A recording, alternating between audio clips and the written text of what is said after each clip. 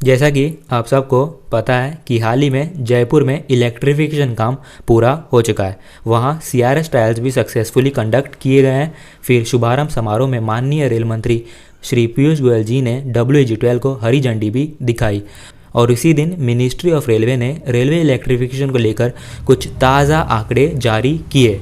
अभी तक कुल मिलाकर 40,000 से ज़्यादा रूट किलोमीटर से अधिक रेलवे इलेक्ट्रिफिकेशन पूरा किया जा चुका है और वहीं 2014 से लेकर 2020 के दौरान 18,000 से ज़्यादा रूट किलोमीटर रेलवे ट्रैक को इलेक्ट्रीफाइड किया गया है।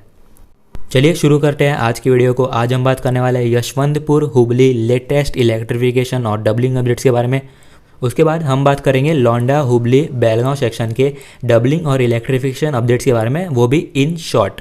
फिर हम बात करेंगे मडगांव कुल्लेम डबलिंग अपडेट्स के बारे में और वीडियो के एंड में हम बात करने वाले हैं क्रू फ्रेंडली लोकोमोटिव्स के बारे में। और हाँ, शुरुआत करने से पहले मैं आपको बता दूं कि ऑलरेडी बहुत सारे ट्रेन की टाइम टेबल में बदलाव किए गए हैं। दिसंबर से जीरो बेस्ड टाइम टेबल लागू हो चुका है, इसीलिए यात्रा करने से पहले अपने ट्रेन की टाइमिंग्स को ज़रूर एक बार चेक कर लीजिएगा। आप नए टाइम टेबल को अभी www.indianrail.gov.in पर भी चेक कर सकते हो या फिर आप NTES ऐप डाउनलोड करके उस ऐप पर भी आप नया टाइम टेबल चेक कर सकते हो। तो फाइनली हम लोग पहुंच चुके हैं वास्को ड गामा।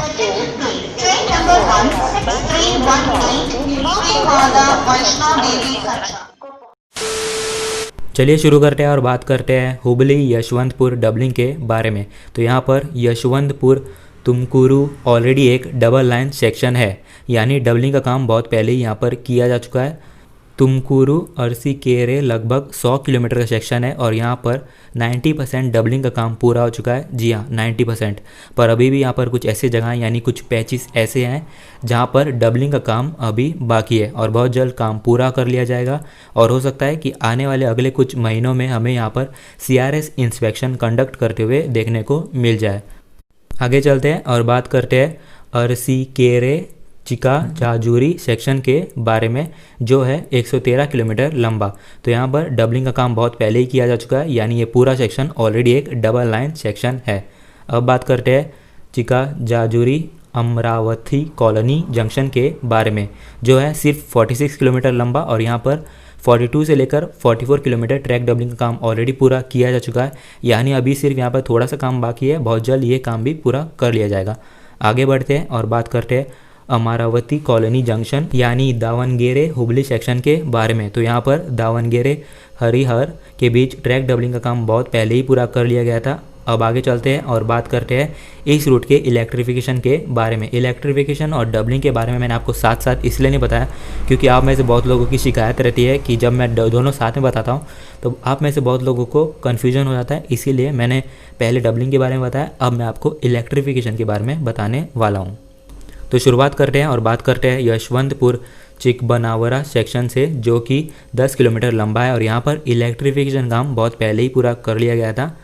चिकबनावरा स्टेशन पर ऑलरेडी इलेक्ट्रिफिकेशन काम किया जा चुका है। जो काम शुरू होता है वो है चिकबनावरा के आउटर से। चिकबनावरा क्यात संद्रा जो कि 30 किलोमीटर का सेक्शन है, तो यहाँ पर पोल्स इरेक्शन का काम हो चुका है और फिर क्यात संद्रा तुमकुरू के बीच फाउंडेशन काम पूरा हो चुका है और बहुत जल्द यहाँ पे पोल्स इरेक्शन का काम किया जाएगा। तुमकुरू चिकबनावरा सेक्शन जो कि 60 किलोमीटर लंबा है, तो यहाँ पर इलेक्ट्रिफिकेशन काम अगले कुछ महीनों में पूरा कर लिया जाएगा। और अगर हम पूरे सेक्शन के बारे में बात करें तो यशवंतपुर हुबली जो कि लगभग 450 किलोमीटर लंबा है, तो यहाँ पर इलेक्ट्रिफिकेशन काम अगले 2 से 3 साल के अंदर पूरा कर लिया जाएगा। चिकबनावरा हसन आउटर इलेक्ट्रिफिकेशन का टेंडर 3-4 महीने पहले ही फ्लोट कर लिया गया था, पर अभी तक ये पता नहीं चल पाया कि ये किसको टेंडर मिला है और ये भी नहीं पता है कि इस सेक्शन का काम कब तक पूरा होगा। जहाँ तक बात रही गुंतकल यशवंतपुर सेक्शन के बारे में, तो यहाँ पर ये सेक्शन ऑलरेडी इलेक्ट्रीफाइड है। इलेक्ट्रिफिकेशन काम यहाँ पर बहुत पहले ही किया जा चुका है। जहाँ तक बात रही डबलिंग का, तो डबलिंग का काम अभी यहाँ पर बाकी है। यहाँ पर डबलिंग का काम अभी सिर्फ हिंदूपुर येलाहनका के बीच में चल रहा है और ये भी बहुत स्लो स्पीड से किया जा रहा है, यानी कंप्लीट होने में इसे थोड़ा ज़्यादा समय लग सकता है। अब बात करते हैं हुबली लौंडा के इलेक्ट्रिफिकेशन और डबलिंग अपडेट्स के बारे में, वो भी in short. Hubli railway station पर अभी इलेक्ट्रिफिकेशन का काम चल रहा है। और जहाँ तक बात रही हुबली यार्ड में, तो हुबली यार्ड में अभी फाउंडेशन काम पूरा हो चुका है। बहुत जल्द वहाँ पे पोल चलाने का काम किया जाएगा। धारवाड़ से अलनावर जंक्शन के बीच डबलिंग और इलेक्ट्रिफिकेशन काम पूरा हो चुका है। लौंडा धारवाड़ अंकल के बीच भी डबलिंग का काम पूरा हो चुका है। यहाँ CRS ट्रायल्स भी सक्सेसफुली कंडक्ट किए जा चुके हैं।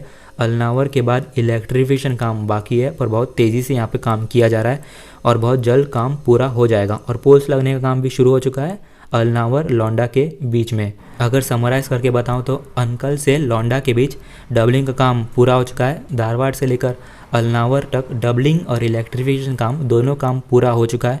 और जहां तक बात रही लौंडा बेलगांव मिराज के बीच में डबलिंग और इलेक्ट्रिफिकेशन के बारे में, और जहाँ तक बात रही लौंडा बेलगांव मिराज के बीच में डबलिंग और इलेक्ट्रिफिकेशन के बारे में, तो यहाँ पर काम बहुत तेज़ी से चल रहा है। पोल्स लगने का काम भी ऑलरेडी शुरू हो चुका है गुंजी खानापुर बेलगांव आउटर के बीच में। आगे बढ़ने से पहले मैं लिखित जी और अनूप जी को धन्यवाद बोलना चाहता हूँ, क्योंकि उन्होंने ये सारी जानकारी मेरे साथ शेयर की है। अगर ये जानकारी शेयर नहीं की होती तो मैं ये वीडियो भी नहीं बना पाता। अभी तक हमने यशवंतपुर हुबली लौंडा इन दोनों सेक्शन के बारे में बात किया है। और जहाँ तक बात रही मडगांव कुल्लेम सेक्शन के डबलिंग अपडेट्स के बारे में, तो यहाँ पर जो भी काम हुआ है वो है मडगांव आउटर से लेकर संजुइया दा एरिया और चांदार के बीच में। पर अभी यहाँ पर यानी कुल्लेम वास्को डगामा सेक्शन में डबलिंग का काम होल्ड पर रख दिया गया है और बहुत आसानी से यहाँ पर डबलिंग का काम नहीं कर पाएगी साउथ वेस्टर्न रेलवे। और मुझे लगता है कि कुल्लेम कैसल रॉक सेक्शन को सिंगल इलेक्ट्रीफाइड सेक्शन रखना चाहिए, पर इससे फिर कुल्लेम कैसल रॉक स्टेशन पर लोड बढ़ जाएगा। पर इसके अलावा और कोई मुझे रास्ता नहीं दिख रहा है, मुझे कोई और अल्टरनेट नहीं दिख रहा है, क्योंकि कुल्लेम कैसल रॉक सेक्शन के बीच बहुत ज़्यादा अपोजिशन है, यानी लोकल से बहुत ज़्यादा अपोजिशन है डबलिंग को लेकर। तो यहाँ पर बहुत आसानी से साउथ वेस्टर्न रेलवे काम नहीं कर पाएगी। आपके पास भी कोई अल्टरनेट है तो कमेंट करके बताइए। आगे चलते हैं और बात करते हैं क्रू फ्रेंडली लोकोमोटिव्स के बारे में। तो जैसा कि आप नाम से समझ सकते हो, ऐसे लोकोमोटिव जो लोको पायलट फ्रेंडली हो। भारतीय रेलवे में ऐसे बहुत लोकोमोटिव है, ऐसे बहुत सारे लोकोमोटिव्स हैं जो क्रू फ्रेंडली है, जैसे कि फॉर एग्जांपल WAG 9H और WDG 4G। तो क्रू फ्रेंडली आपको स्पेशली गुड्स लोकोमोटिव में देखने को मिल जाएगा, क्योंकि अगर आपको पता है तो गुड्स ट्रेन में लोको पायलट्स को बहुत ज़्यादा समय बिताना पड़ता है। एक समय ऐसा भी था जब लोको पायलट्स को गर्मी में इतनी ज़्यादा परेशानी हो जाती थी, लोको पायलट्स को ट्रेन चलाने में बहुत सारी तकलीफ़ें झेलनी पड़ती थी। कभी कभी तो चार्जिंग सॉकेट्स भी नहीं होते हैं लोकोमोटिव्स में, पर अब हमें भारतीय रेलवे में ये सब चीज़ देखने को मिल जाएंगे। उदाहरण के तौर पर आप WDG 4G को ले लो, जिसमें टेम्परेचर कंट्रोल हीटेड विंडशील है। हर लोकोमोटिव में प्रॉपर फ्लश टॉयलेट्स है for crew comfort. Hot plate भी दिया गया है, जिससे कि लोको पायलट ट्रैवल के दौरान ही अपना खाना ट्रेन में ही गर्म कर सकते हैं। 2019 में ही लोको पायलट्स ने लॉन्ग डिस्टेंस ट्रेन्स में लोको कैबिन्स में टॉयलेट्स होने चाहिए थी, इसकी डिमांड वो पहले से ही करते आ रहे हैं। एक रिपोर्ट के अनुसार एक लोको पायलट प्रतिदिन 13 घंटे एक लोकोमोटिव के अंदर समय बिताता है। और ऐसे ही लोकोमोटिव जिसमें टॉयलेट्स ना हो, एयर कंडीशनड ना हो, 20 मोटर्स के आवाज़ हो, कभी कभी तो हॉर्न्स की आवाज़, तो ऐसे वातावरण में लोको पायलट्स की तबीयत ख़राब होने का डर भी रहता है और कभी कभी तो वो लीव भी नहीं ले सकते। पर अभी भारतीय रेलवे इसका ध्यान रख रही है और बहुत जल्द इस समस्या को हल कर लिया जाएगा। आपकी क्या राय है इस पूरे टॉपिक पर, कमेंट करके बताइए।